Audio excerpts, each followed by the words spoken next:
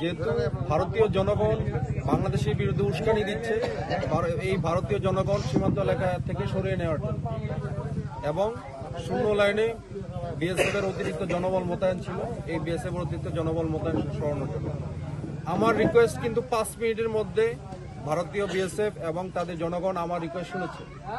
এই গাছগালা তারা কেটে ফেলে দিছে, আমাদের উপরে নির্যাতন করছে, আমাদের জমি আমরা ছাড়বো না।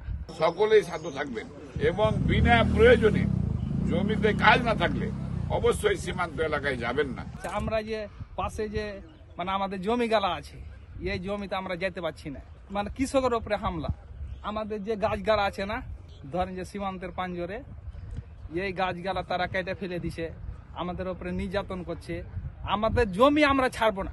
আমাদের 1 ইঞ্চি জমি আমরা এই দেশ পেয়েছি অনেক স্বাধীন করে, রক্ত দিয়ে আমাদের দেশ আমরা ছাড়বো না। ভারত যদি চায় আমাদের দেশ নিতে, আমরা দেশ কিন্তু আমরা ছাড়বো না, আমাদের মাকে আমরা ছাড়বো না। আসলে এই জন্যে আমরা চাচ্ছি যে যা হয়েছে হয়েছে, কিন্তু এখন যেন আমাদের মাঠটা শান্ত থাকে, আমরা যেন এই ফসলগুলা যেন পাকিয়ে নিয়ে যেতে পারি। আমাদের দেশ যেন ধরেন যে এই ফসলগুলা যদি কাঁচা হয়ে যায় তাহলে তো আর কোনো দাম থাকলো না, যদি পাকে তাহলে ধরেন দেশ উন্নতি হবে। তো আমরা এই এখন শান্ত চাচ্ছি, আমার কাছে এটাই। ওই কৃষক আমাদের বহিরাগত মানুষ যে কিছু ফসল কাটার বিনিময়ে এটি ঘটনা ঘটেছে। তা আমি চাই, আমি এই এলাকার জনগণকে বলতে চাই যে আমরা শান্তিতে যাতে বসবাস করতে পাই বা শান্তিতে চলাফেরা করতে পাই।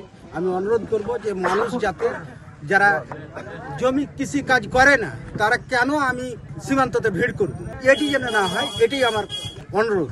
আমার এলাকায় কিরণগঞ্জ এবং চৌকা বিএপির অধীনে যে সীমান্ত, সেই সীমান্ত এলাকায় আমরা আমাদের বয়স থেকেই দেখি যে এপারের মানুষ আর ওপারের মানুষ প্রতিবেশীর মতো চলাফেরা করে। কিছু কিছু মানুষ আছে যারা হয়তো সামাজিকভাবে একটা গন্ডগোল লাগার জন্য কিছু কুকর্ম করে, হয় ওদের ক্ষতি করে আমাদের লোক, আমরা ক্ষতি করি ওদের, যেই কারণে সময়ে সময়ে পরিস্থিতি ঘোলাটে হয়। কিছুদিন আগে তার কাটার বেড়া নিয়ে একটা পরিস্থিতি উদ্ভব হয়েছিল, যেটা আপনারা সবাই জানেন। সেই পরিস্থিতি আমাদের সিও সাহেবের আলোচনা সাপেক্ষে শান্ত, এখানকার পরিস্থিতি এখানে শান্ত হয়েছে, বাকি আলোচনা হবে উচ্চ পর্যায়ে। এটা নিয়ে আমাদের আর কাজ বন্ধ হয়েছে, এটা আমাদের আর কোনো মাথা খাবার দরকার হয়নি। গত কালকে যে বিষয়টি, সেই বিষয়টি ফসল কাটা, গাছ কাটাকে নিয়ে কেন্দ্র করে শুরু হয়েছে। যে পরিস্থিতি, যেহেতু মানুষ আগে একটা পরিস্থিতি সৃষ্টি হয়েছিল কাজের বেড়া নিয়ে, আরো মনে করছে এইটা নিয়ে যদি অনেক বোধহয় আবার শুরু হয়েছে। এই জন্য উৎসুক জনতা এই এলাকায় এমন ভাবে ভিড় জমিয়েছে এবং বাইরের ডিস্ট্রিক্টের বাইরে থেকেও অনেক মানুষ এখানে এসে ভিড় করে, যার ফলে হয়েছে কি আমার এলাকার কৃষকের মারাত্মক ক্ষতি হয়েছে। আমরা এখানে এসে অনেকেই অনেক রকম কৌতূহল করেছি, অনেকে আবার ফেসবুকে টিকটক করার জন্য দিয়েছি। তো এইটাতে হয়েছে কি আমাদের, এটা তো আমাদের হয়েছে আমাদের এলাকার লোকের এত টাকা খরচ করেছে ফসল গাছে, ফসল নষ্ট হয়ে গেছে। আজকে যেহেতু ওই বিষয়টিও শান্ত হয়ে গেছে, কালকে আমাদের সিও সাহেবের ভূমিকায় সমস্ত বিষয়গুলি এখন শান্ত, পরিস্থিতি এখন স্বাভাবিক সীমান্ত এলাকার।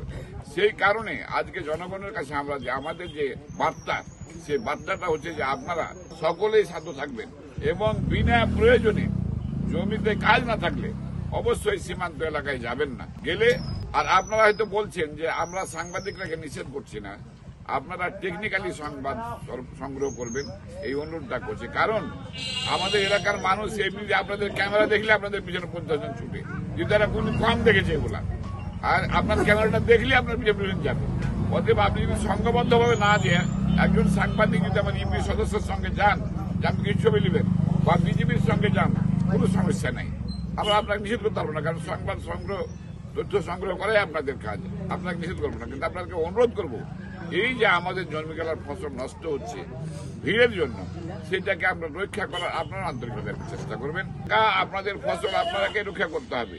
বিজেপি আপনার পাশে আছে আপনাকে সহযোগিতা করার জন্য। কালকে আমি দেখলাম যে বিজেপি আপনারাকে বলছে আপনাদের ফসল বাঁচার জন্য, কিন্তু আপনারা বাঁচাবে কি করে? বাইরে যতগুলা লোক এসছে তারা তো আপনার ফসলের প্রতি মায়া নাই।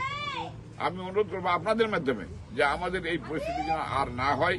আপনারা সকলেই, আমরা সবাই এই দেশের মানুষ, দেশকে ভালোবাসি, সবাই যেন চেষ্টা করি আমাদের দেশে যেন আর কোনো বিশৃঙ্খলা না হয় এবং খারাপ পরিস্থিতি সৃষ্টি না হয়। উপস্থিত এখানকার চৌকাবাসী এবং জনগণ এবং আমার প্রিয় কৃষক ভাইয়েরা, আপনারা জানেন গতকালকের পরিস্থিতি আমরা সন্ধ্যা 6টার মধ্যে সম্পূর্ণ শান্ত হয়েছে এবং আজকেও আমাদের পরিস্থিতি শান্ত এবং স্বাভাবিক রয়েছে।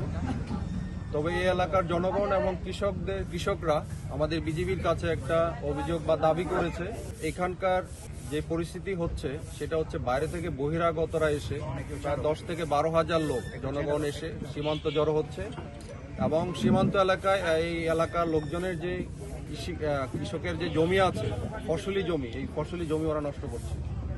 তো সেই ক্ষেত্রে আমরা তাদেরকে আশ্বস্ত করেছি এই এলাকায় শুধুমাত্র যারা কৃষক আছে, যাদের ক্ষেত আছে, যারা কাজ করতে চায় তারা শুধু সীমান্ত এলাকায় গমন করবে। তাছাড়া এর বাইরে বহিরাগত যারা আছে উৎসুক জনতা এই সীমান্ত এলাকায় ভিড় করবে না। এবং এই এলাকার জনগণ আরও নিশ্চিত করেছে যে বিনা প্রয়োজনে সীমান্ত এলাকায় শূন্য লাইনে গমন করবে না এবং শূন্য লাইনে অতিক্রম করবে না।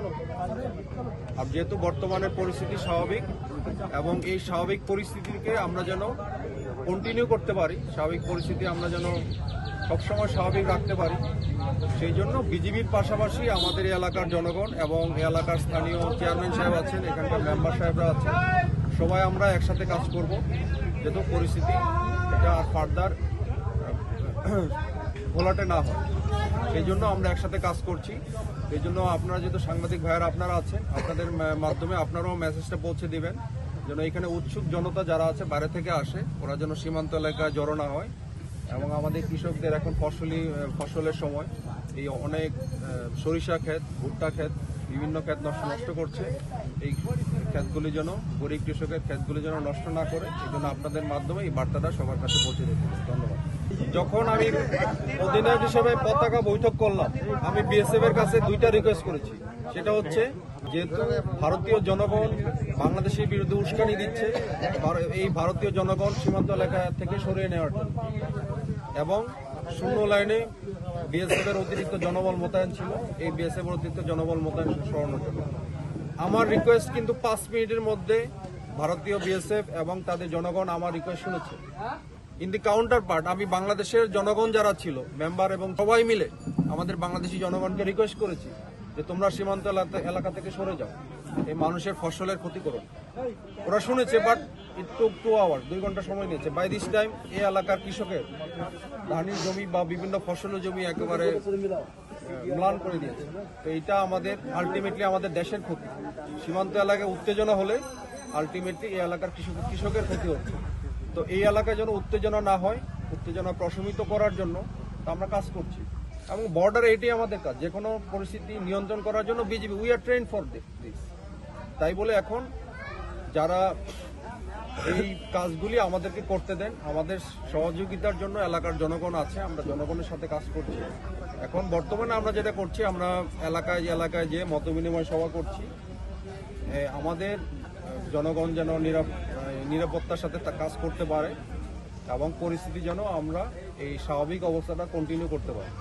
এটা তো দেখেছেন, এইটার ব্যাপারে আমরা যখন প্রটেস্ট করেছি, এই গ্রামবাসী সহ আমরা এলাকাবাসী সহ বিজেপি প্রটেস্ট করেছি, এটা কাজটা বন্ধ হয়ে গেছে।